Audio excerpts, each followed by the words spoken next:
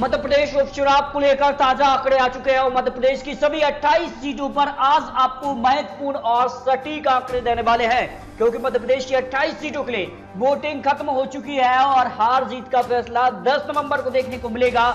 लेकिन इससे पहले क्या कुछ आंकड़े यहां पर निकल के सामने आ रहे हैं, सभी 28 सीटों की आपको जानकारी देंगे, क्योंकि 28 सीटों पर वोटिंग खत्म हो चुकी है। कुछ सीटों को छोड़ दिया जाए तो बाकी सभी सीटों पर मतदान शांतिपूर्ण संपन्न हुआ और वोटिंग खत्म होने के बाद अब ये सवाल सामने है कि कौन बनने वाला है मध्य प्रदेश का अगला मुख्यमंत्री। क्या यहां पर कमलनाथ की वापसी होने वाली या फिर बरकरार रहेगी बीजेपी अगर बरकरार रहती है तो फिर बड़ा सवाल कि मुख्यमंत्री कौन बनने वाला है, नया मुख्यमंत्री। इस पर भी जो है खबर सामने आ रही है कि डॉक्टर नरोत्तम मिश्रा अगले मुख्यमंत्री मध्य प्रदेश के हो सकते हैं। इस पर बड़ी खबर आ चुकी है। तो मध्य प्रदेश की 28 सीटों में से बहुमत का आंकड़ा भी अब कम हो चुका है, क्योंकि बहुमत का आंकड़ा अब 115 रह चुका है, क्योंकि विधानसभा में एक और यहां पर कांग्रेस एमएलए ने रिजाइन दिया। इसके बाद अब बहुमत का आंकड़ा 115 हो चुका है। अब क्या कुछ आंकड़े मध्य प्रदेश की सभी 28 सीटों के लिए निकल कर आ रहे हैं इसके अलावा, लेकिन इससे पहले जो कमेंट बॉक्स में राय मिल रही थी दोस्तों, उस आधार पर सीएम की पसंद कौन है मध्य प्रदेश के लिए,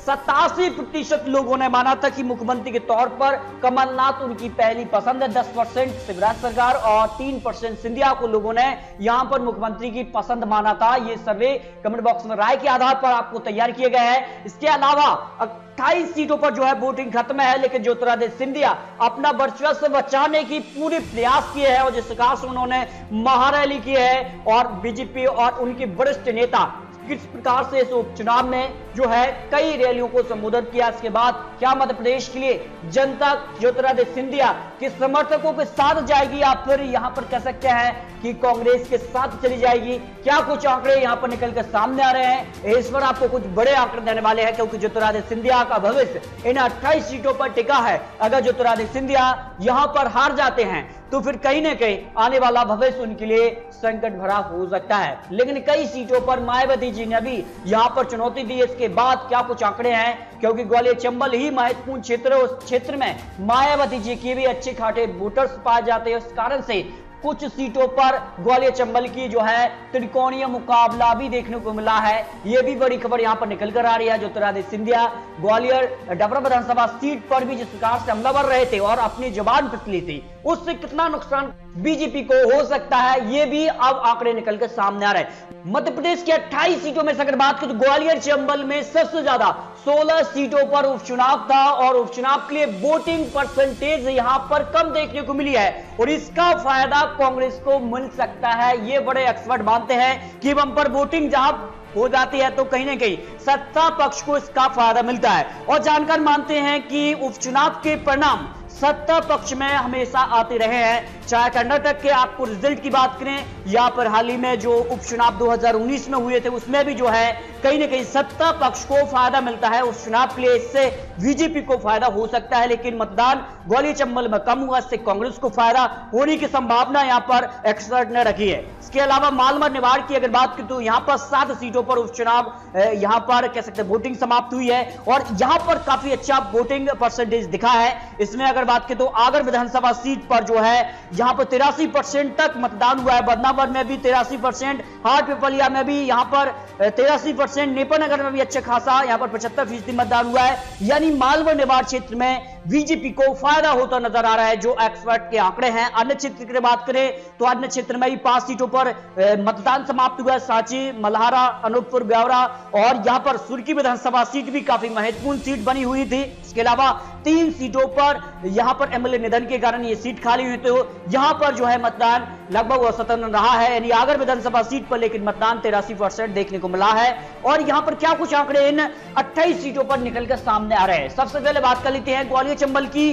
16 सीटें, मुरैना, मेहगांव, ग्वालियर पूर्व, ग्वालियर, डबरा, बमोरी, अशोकनगर, आंबा, पोहरी, भांडी, सुमावली, करेरा, मुगावली, गोहा, दिमनी, जौरा, ये वो सीटें हैं जो ग्वालियर चंबल के क्षेत्र के अंदर आती हैं और यहां ज्योतिरादित्य सिंधिया का अच्छा खासा दबदबा है। 2018 विधानसभा में कांग्रेस ने 34 सीटें ग्वालियर चंबल में से यहां पर 27 सीटें हासिल की थी और बीजेपी को 20 सीटें यहां पर 2013 में, लेकिन 2018 में बीजेपी को सिर्फ 6 सीट ही हासिल हुई थी।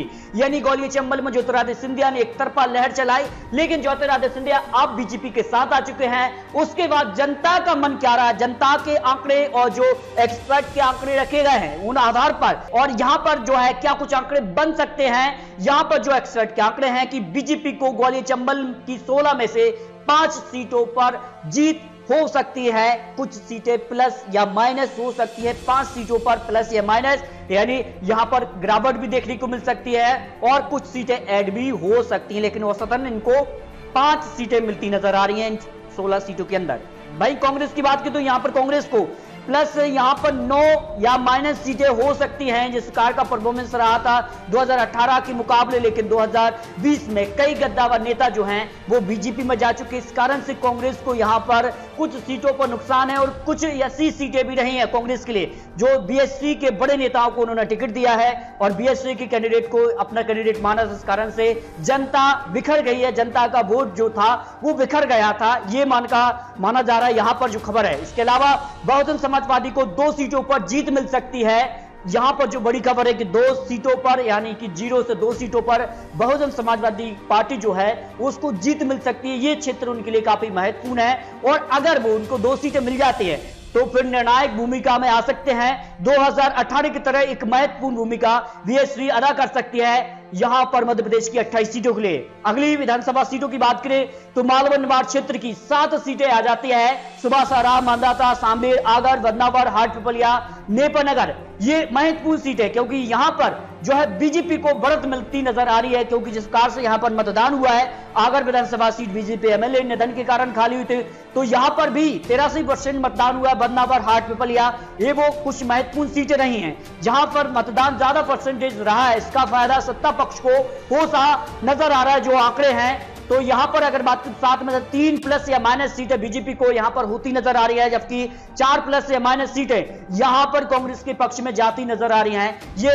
यहां पर एक्सपर्ट के आंकड़े निकलकर सामने आ रहे हैं। मध्य प्रदेश के अन्य क्षेत्रों की अगर बात करें तो सांची, मल्हारा, अनूपपुर, व्यावरा और सुर्खी विधानसभा सीट ये महत्वपूर्ण सीटें थी। सांची और सुर्खी हॉट सीटों में शामिल थी क्योंकि यहां पर सुर्खी में दल बदल देखने को मिला था दोनों ही दलों से, और इसका फायदा किसको हो रहा है। यहां पर अगर बात करें तो इन 5 सीटों में से 2 सीटें बीजेपी को तो 3 सीटें कांग्रेस के खाते में जा सकती हैं। ये यहां पर एक्सपर्ट के आंकड़े रखे गए हैं। इसके अलावा यहां पर बात करें तो सभी 28 सीटों के लिए जो फाइनल आंकड़े निकल कर सामने है, 28 सीटों के लिए एक्सपर्ट के आंकड़े हैं। किस तरह के आंकड़े बन सकते हैं, 10 प्लस या माइनस सीटें यहां पर बीजेपी को होती नजर आ रही है। बीजेपी 10 सीटों के आसपास यहां पर दिखाई दे रही है इस उपचुनाव इन 28 सीटों के लिए जो एक्सपर्ट के आंकड़े हैं। हालांकि 10 सीटों में यहां पर प्लस या माइनस सीटें हो सकती हैं, ये यहां पर जो एक्सपर्ट के राय मिली है। इसके अलावा कांग्रेस को 16 प्लस या माइनस सीटें होती नजर आनी है और अन्य को 0 से 2 सीटें यहां पर मिलती नजर आ रही है। हो सकता है कि 0 सीट अन्य को मिले, हो सकता है कि 2 सीट तक पहुंच जाए बीएसपी, क्योंकि 3 से 5 सीट ऐसी रही हैं जो कि बीएसपी की अच्छी खासी वोट परसेंटेज रही है और हो सकता है कि यहां पर बीएसपी ज्यादा सीटें भी निकाल ले, इससे कांग्रेस को नुकसान होने की संभावना दिखाई गई है। तो ग्वालियर, चंबल और अन्य क्षेत्रों पर आपको महत्वपूर्ण जानकारी दी है। आपको यहां पर जो वोटिंग परसेंटेज है उसके आंकड़े दिए हैं, इसके अलावा 61 के आंकड़े रखे गए हैं और 2018 में जिस प्रकार का बहुमत मिला था कांग्रेस के लिए, क्या 2020 उपचुनाव में मिल पाएगा, ये तो आपको फाइनल रिजल्ट 10 नवंबर को ही देखने को मिलेंगे। तो दोस्तों आपको क्या लगता है मध्य प्रदेश की इन 28 सीटों में से किस पार्टी को कितनी सीट मिल सकती है, इस पर अपनी राय कमेंट बॉक्स में रखिए। और महत्वपूर्ण जानकारी एक एक सीट पर भी आपको बहुत जल्द जो है नया सर्वे भी देने वाले, एग्जिट पोल के आंकड़े भी बहुत जल्द आने वाले हैं, तो उसके लिए अभी चैनल को सब्सक्राइब कीजिए ताकि आपको वो महत्वपूर्ण 28 सीटों पर एक एक सीट पर आपको कि किस सीट पर कौन यहां पर किस पर भारी नजर आ रहा है, इस पर महत्वपूर्ण जानकारी देने वाले हैं।